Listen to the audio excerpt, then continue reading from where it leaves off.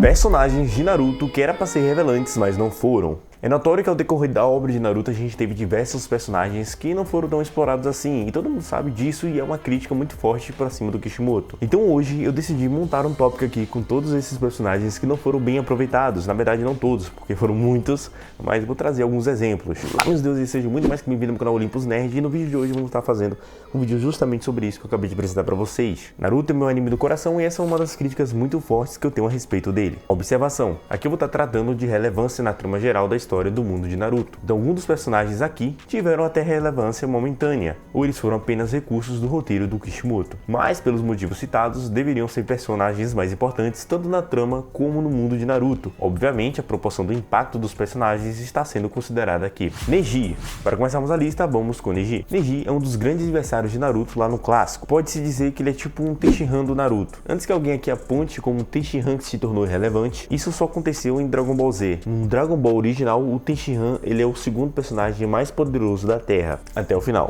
Enfim, além disso, Neji ele é mencionado como um gênio na história de Naruto, que surgiu lá no clã Hyuga, que é considerado um dos clãs mais poderosos do anime. E tipo assim, é puro meme, né, velho? Porra, a gente tem o Neji e tem a Hinata, que deveriam ser os personagens, os principais Hyugas, além da Vila da Folha, mas os dois... Um morreu com um pedaço de pau e a outra virou mãe de cozinha. Mãe de cozinha é foda, velho. Dona de casa, mãe de cozinha. Bem, na realidade, com o fato do Neji ser considerado um gênio e participar de um dos principais clãs do anime, o Neji ele deveria ser considerado um pouco mais importante. Ele deveria ter um pouco mais de relevância na história. O Neji teve apenas aquela aparição no clássico, chegou no Shippuden, sumiu. No arco mais importante da guerra, morreu como um figurante qualquer. Próxima personagem, a Anko. Ela é apresentada no anime como a única que recebeu o selo amaldiçoado do Orochimaru e sobreviveu, antes do Sasuke, que Sasuke também passou por esse momento aí. Ela era até então a única sobrevivente dos experimentos do Orochimaru. Estou me referindo à marca da maldição, tá? Pra deixar isso bem claro. E ela é um personagem com laços pessoais em cima do Orochimaru. E era uma pessoa com uma animosidade íntima contra o vilão. Ela deveria ter um papel de destaque, principalmente no arco do Orochimaru, porém ela foi tão abandonada quanto o próprio Orochimaru no próprio arco. O próximo personagem, Yamato. E ele é um retcon e o Kishimoto introduziu ele com um único objetivo. Mas esse objetivo com certeza foi abandonado em algum momento da história do anime. Ele era o segundo sobrevivente do Orochimaru, o que deixa entender que era um pano de fundo para ser explorado ainda nessa história, que automaticamente deixaria o personagem ainda mais interessante, o único usuário vivo do Mokuton,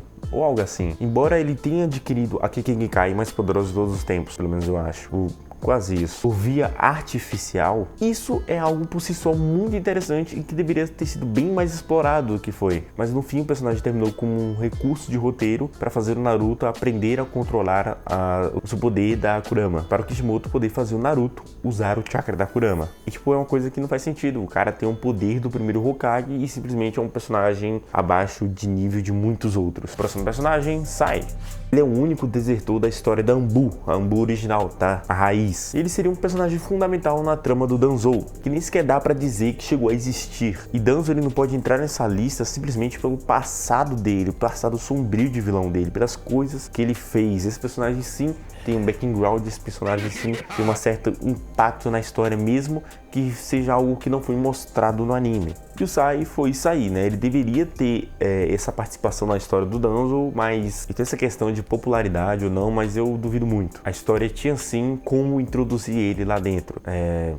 Isso soa meio estranho. Agora vamos falar mais um pouco sobre o grupo Hebi ou Taka, lá o grupinho do Sasuke. Começando, bom, é o grupo todo, mas vamos começar com o Suigetsu. Ele é alguém que o Sasuke escolheu a dedo entre todos os outros que serviam o Orochimaru. Ele é colocado como uma grande coisa pela trama. Um sujeito reconhecido pelo próprio Kisame como um prodígio com muito potencial, que queria todas as 7 espadas da névoa. Carai, que bicho guloso. Mas no final acabou sendo um grande nada. Ele não fez absolutamente nada na trama. Jungo, em caso talvez pior até do que o próprio Suigetsu, o poder de Jungo é apresentado como algo sinistro, algo misterioso, algo que só ele tem, que nunca foi explorado. Cara, eu vou abrir uma exceção aqui porque ele foi explorado mais na história de Boruto, mas aqui eu tô me referindo durante o anime Naruto Shippuden, pra deixar isso bem claro, tá? Inclusive vou até falar um pouco mais sobre isso no final do vídeo. Enfim, o Jungo ele é simplesmente revelado em um diálogo expositivo do Kabuto no final da trama. Além da relação dele com o Kimimaro, uma parede que é exposta pelo mangá e nunca dá em nada, ele nem sequer se encontrou com Edo Kimimaro. A próxima da lista é a Karin. Essa aqui é retcon, com certeza. A Karin, ela não foi introduzida para ser uma personagem relevante. A única substância, entre aspas, que ela tinha era seu poder obscuro,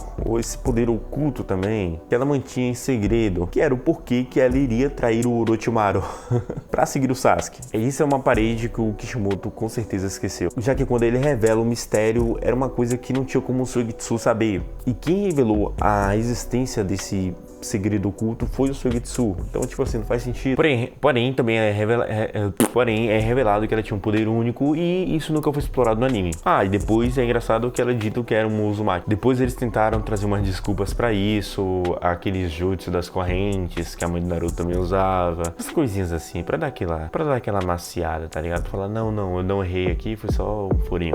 Kakuzu e Hidan. Cara, os dois cumprem seu papel como vilão de um arco, mas considerando o background deles, meio que isso deixa um pouco a desejar. Vamos supor o Kakuzu, por exemplo. Kishimoto nunca deu nada pra esses personagens, cara. Tipo assim, o Kakuzu, ele deve ter o passado mais interessante e cheio de informações que qualquer outro personagem poderia ter trazido pra história. Mas tudo se resume em umas 3 ou 2 frases soltas por ele, então ficou por isso aí mesmo. É bizarro como ele supostamente esteve vagando e matando pelo mundo ninja por décadas. E Kakashi, que é um ex-membro Ambu, nem sequer sabia da existência desse cara. O Kakashi, cara, o Kakashi. E também já foi dito que o Kakuzu, ele chegou a tentar matar o Hashirama. Mano, como assim não explorar essa parte da história? Como assim, cara? Como assim? E o Hidan, ele é pior ainda, porque, tipo, nem o poder dele é devidamente explicado, entende? Mesmo sendo algo que foge das lógicas do anime de Naruto. Olha só, desses personagens que eu citei anteriormente, como o Hidan, deixa eu ver aqui, a Karin, o Suigetsu, o Jugo, o Sai, todos eles tiveram um momentozinho ali em Boruto. Acho que em Boruto, Kishimoto tentou consertar esta falha que ele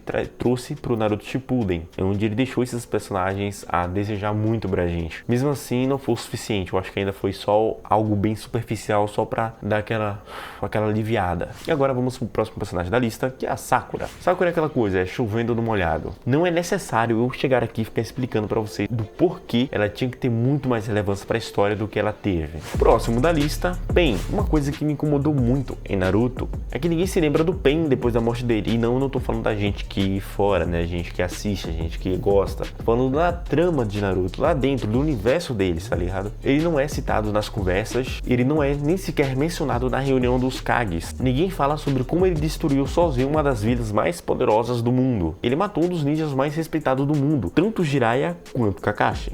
Que o Kakashi, né, deu aquela... Eles não falam muito sobre o Amigakuri ou o País da Chuva e como o Rinnegan é potencialmente perigoso e uma das armas mais poderosas de todas. Na verdade, a própria destruição da Vila da Folha não é muito citada, muito menos citada como um grande acontecimento que deveria ser. Um maluco que sozinho destruiu uma vila inteira.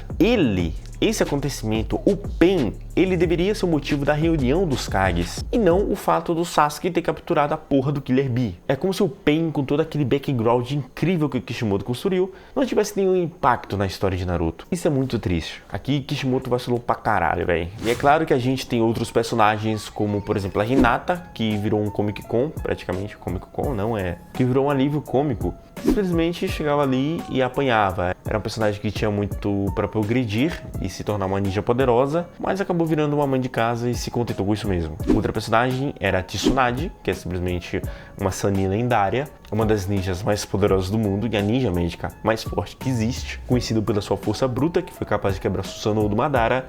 Não agiu ativamente nas histórias, sabe? Nos arcos ela não agiu, como eu devo dizer, na linha de frente, como ela é acostumada a fazer, tá ligado? Ela cura, mas ela é em linha de frente, porra, ela é uma Senju. Ela tem poder destrutivo pra isso, mas ela deixou muito a desejar. Somente lá na quarta grande guerra ninja a gente teve uma pequena aparição dela contra o Madara ali, né, quebrando o Susanoo dele, trazendo aquela cena e ficou na memória de muita gente. E falando da Tsunade, me lembrei de outra personagem que agora, que era a Tenten, cara. A Tenten, ela tinha a Tsunade como objetivo. Ela enxergava a Tsunade como aquela mulher poderosa e ela queria ser igual, ela queria fazer o mesmo, ela queria ser igual a Tsunade, mas ela não, nem hoje, ela chega nem sequer aos pés da Temari no clássico. tá ligado? Tipo assim, o poder de força dela, nível de poder dela é muito baixo. E ela se contentou com isso mesmo, ficou lá com a loja dela vendendo as bagaiadas dela. Tudo isso pra irmos ao último personagem, um dos meus favoritos da história, e eu acho que vocês já sabem de quem eu tô falando. Ele é muito querido por todos vocês, eu tenho certeza disso, que é o nosso incrível,